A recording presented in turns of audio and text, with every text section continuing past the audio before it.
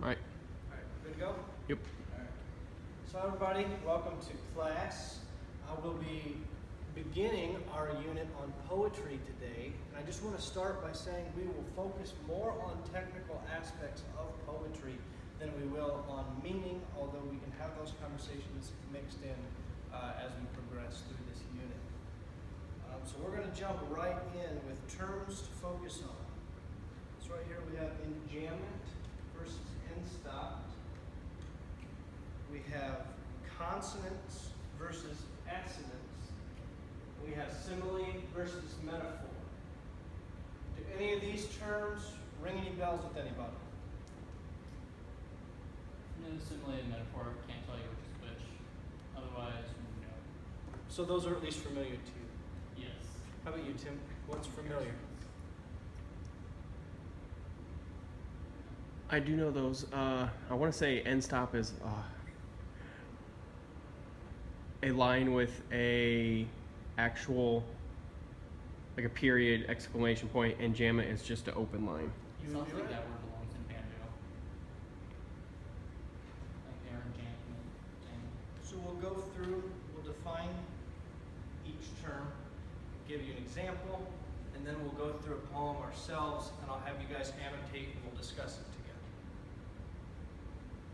So we have enjambment and enstop. The reason I included these together, as Tim already alluded to, is because they are related, but they're opposing. So enjambment is the running over of a sentence or thought from one line of poetry to another. Enstopped would be a line ends with punctuation. And there is a glitch here on the PowerPoint. When I was creating it, it was only one line. So this sentence is enstopped. Should be all one line with a period at the end.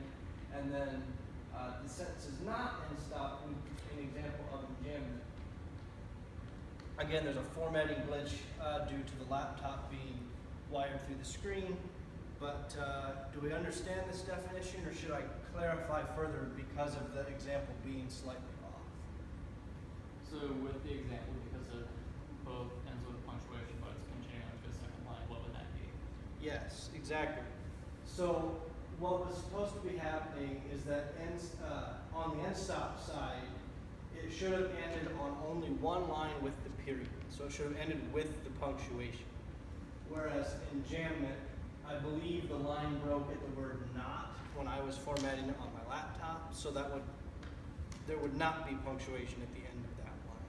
And it spilled over to the next one before we got punctuation in the middle of the line. Does that make sense? Well, like with the second example, looking at how it is as opposed to how it's supposed to be, it goes to a second line, but it has punctuation. Yes. So because it's two lines, it technically wouldn't be enstop. Right. But because it has punctuation, it's not enjambment. So is it like some weird, is there any name for that, or is it just some unintended hybrid? Where it's kind of, it would be the second one. Both of these examples, as they appear, would be enstopped because technically, I believe, depending on the kind of dash you use, could be considered punctuation. So I apologize for the technical glitch and any miscommunication that may come from that. And so as we work through the poem, I'll be here to help you and show you an example there as well when we get there. So here we have consonants and assonants. Again, I included them together because they're opposing, or at least they're related but not the same. So consonants, as it's written, is the repetition of consonant sounds, not necessarily the first letters of words. Does anybody know what the repetition of the first letters of words would be if they're consecutive? Like Red Rover would be an example of alliteration. Mm-hmm. So these are not alliterations. They're included. The consonant, rather, is included in the words. So Rachel got married in a red barn. So some of those are at the beginning, but not all of them. So it's much more, it's a little freer than alliteration. Alliteration is always the beginning of the word. Consonants is both, but typically married and barn would be your better example. assonance is somewhat the opposite of that. It's the repetition of vowel sounds without the repetition of consonants. So in this example, men sell wedding bells, we see that the E vowel is repeated and the sound men sell wedding bells. So it's not even just the letter, but also the sound or the phonics that it makes. Okay, so then again, simile, metaphor, these are the two most familiar, but I wanted to include it here because they show up a lot. Similes, comparison of two unlike things using like or as. So an example would be, hearing Dane's Microteach is like listening to death metal while sitting on a railroad spike. And a metaphor would be comparison of two unlike things without the word of comparison. You just say something is something else. And so this Microteach assignment is a pain in the neck, would be a way to demonstrate that.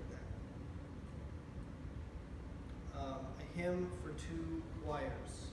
So please refer to the page that you have in front of you. And go ahead and go through and try to annotate. We'll take a few minutes to do this. Annotate any examples of similes, metaphors, consonants, or assonants as you go through. And due to the technical hiccup with the end stop or enjambment, I will go ahead and give you some examples of those. So you can see one end stop line would be,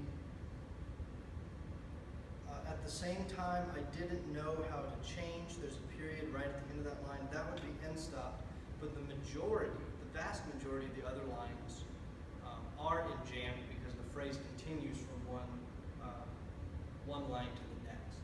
So please take about 2 or 3 minutes to just annotate on the poem, just mark in some way any examples of these pieces of vocabulary. If you wrote these down, go ahead and reference your own sheet. If you need to see definitions again, I will go through the PowerPoint. And before we move on, are there any questions or clarifications that you need in order to complete this assignment? No? All right, then get to work. Give you about 2 to 3 minutes.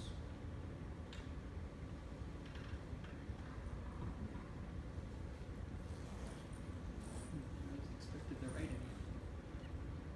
Did not come prepared. Quit making me laugh.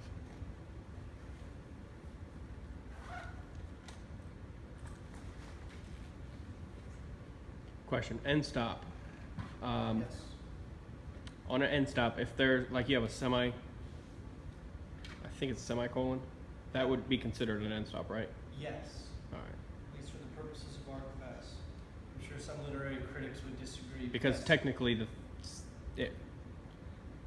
sentence still goes on, but the thought pattern changes. Yes. So anytime there's any punctuation directly at the end of the line, we are going to consider that an end stop line. Would a comma count? So I feel like that would maybe like the one exception. Yeah, for the purposes of our class, we're going to count it. Because again, it's somewhat of a clause separation. And there isn't one in this example, but future reference.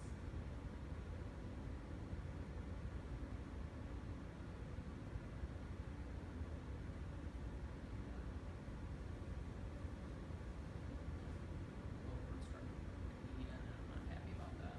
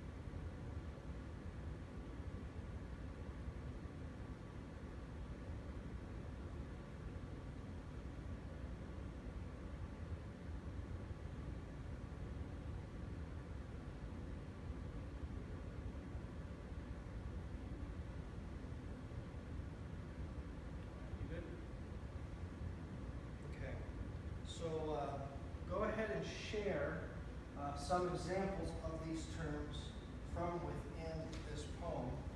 I will go ahead and tell you right or wrong, or what they would be considered if it's a different term. So, would anybody like to share? I just focused on the end stops and enjambments because time. Sure. So the only jam that I noticed that was like a strict one would be like second to last line. Mm-hmm. Everything else kind of felt like it was partial thought. So like it was going on, but then it like complete with punctuation in another line as opposed to a single line, single thought, not punctuation. Sure. So where would some enjambments be? You said you only found the one? Yeah, the second to last line. Mm-hmm. Actually, Six. I have noted on this poem that most lines are in jam because there is no Yeah. punctuation. They just didn't feel like complete enough thoughts to be considered that like half sentences really. Sure. The point of enjambment, again, we can go back.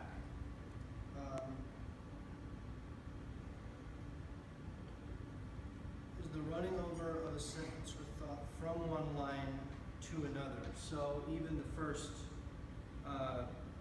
or even the first few lines. Best apple I ever had was 3 o'clock in the morning, somewhere outside San Francisco. So because 3 o'clock in the morning, it continues on the next line that would be jammed. Where were the end stops that you saw? Didn't write down all that. I saw the two that I did was when did I only live for one thing, because semicolon. And then I thought I felt like my neighbor's huge dog with the double dash. And did you also have the period after change between those two lines?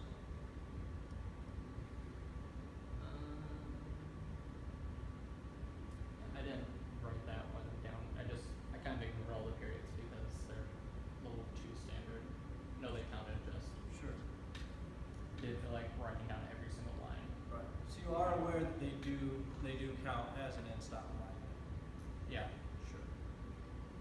Okay, what about similes or metaphors? Tim, did you take a look at the poem?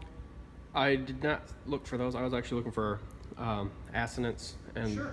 the last line actually has that with another stranger answered. Mm-hmm. And then I was looking for the other one, but I don't think I saw it in there, or maybe I did and just forgot. The consonants. Yeah. One example I had written down was how I was going to get old and ask myself, why did I only live for one thing? A lot of Mhm. the N there is repeated, but no, you'd be right in saying that there's much less consonants in this poem times. There is a few examples. Let's see, there's also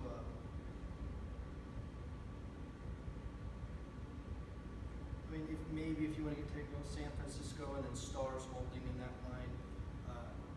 San Francisco, stars holding sky together like sutures, I was thinking. So if you combine those few lines, you can possibly pull some consonants out there as well. But certainly less evident than some of the other elements. Did anyone get similes or metaphors? Or could we find one together? I found two similes.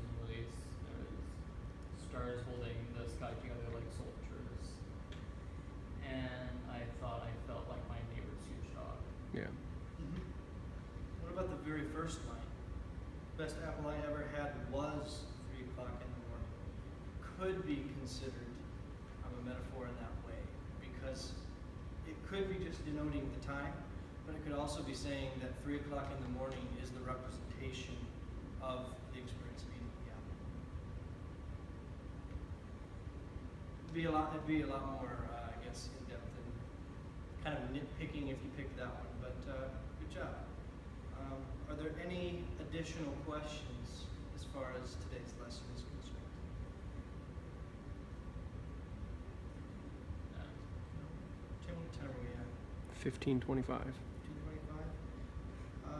Are there any interpretations we want to share, or should we close down there? Did you happen to give the poem a reading for meaning, or just for technique? I kind of mostly technique went over again for meeting, but kind of a work on it. Sure. Well, good job, guys. We will continue our unit tomorrow. We will review these terms and add a few new to your list. And if you need to adjust your notes, go ahead and get those from your neighbor, or I can send